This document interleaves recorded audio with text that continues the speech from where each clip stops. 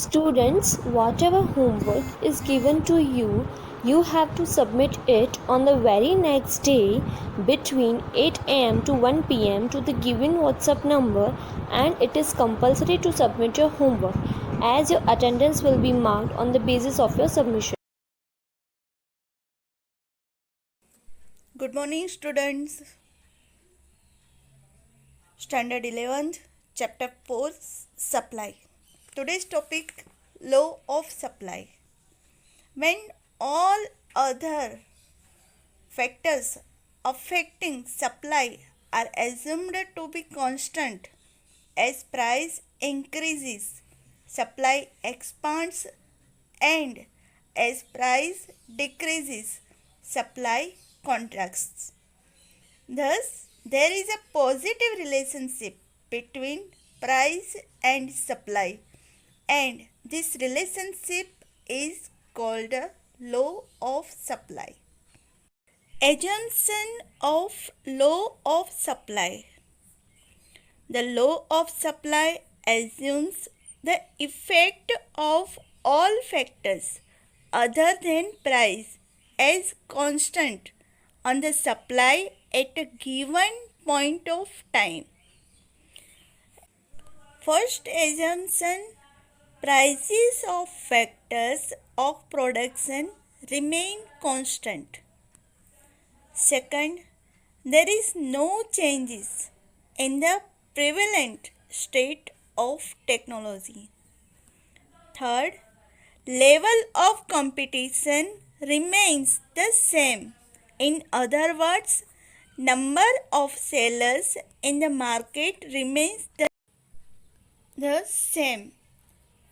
Fourth, expectation regarding future prices are ignored, constant. Fifth, other factors like government policy, transport facilities, natural factors, etc. remain constant. Schedule and diagram of supply. A seller willingness to sell a good at various prices. It is called the supply schedule. Price of apples is represented on y-axis and supply of apples on x-axis. When price is rupees 50, supply is 200 kg. When price rises to rupees 60, supply extends to 400 kgs. And when price rises still further to rupees 70, supply extends to 600 kgs. Curve SS is called the supply curve, and it has a positive slope. Relationship between price and supply.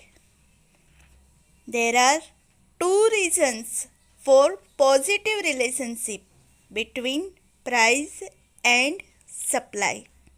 First, sellers pursue the objective of profit maximization, and when price rises, they see the possibility of increasing profit. Thus, they supply more at a higher price. Second, when price rises, those producers who were not willing to sell their stocks at lower prices start selling the stocks. Expansion and contraction of supply. In the diagram, prices of apples is represented on y-axis and supply of apples on x-axis. The initial price is 70. Suppose the initial price is 70, then the initial supply is 200 kgs, which is seen at point A. When price rises to rupees 80, supply extends to 800 kgs, and when price rises to rupees 90, supply extends to 1000 kgs at point C. The movement from point A to point C on supply curve SS is called expansion of supply,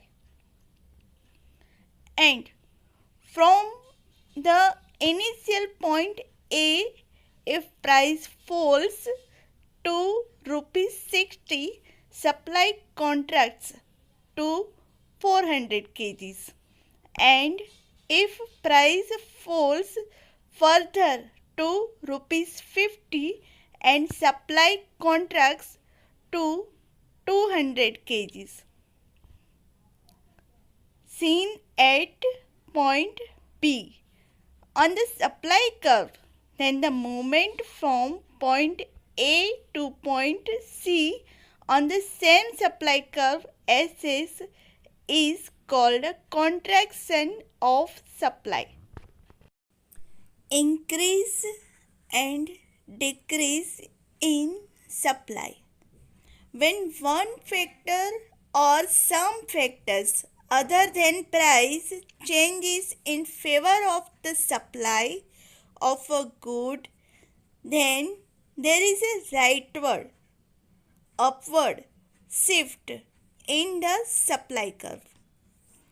If cost of production falls, prices of factors of production fall, state the technology improves, number of suppliers increase, government policies change in favor of a product, then even if prices of a good remain constant, its supply increases as the entire supply curve shifts to the right.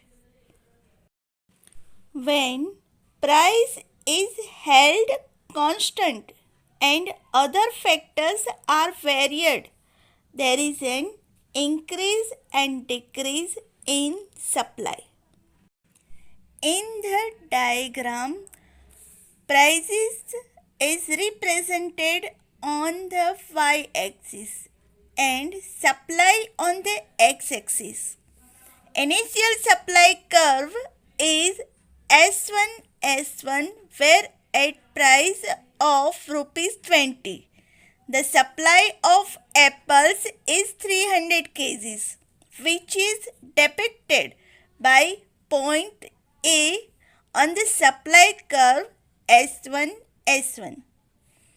When price remains constant at rupees 20, but one or more of the other factors change in favor of supply of apples, then the supply curve shifts to the right to S3, and the supply of apples increases to 400 kgs, which is depicted by point C on S3. If one or more of the other factors change against the supply of apples, then the supply curve shifts to the left to S2, and the supply of apples decreases to 200 kgs, which is depicted by point P on S2.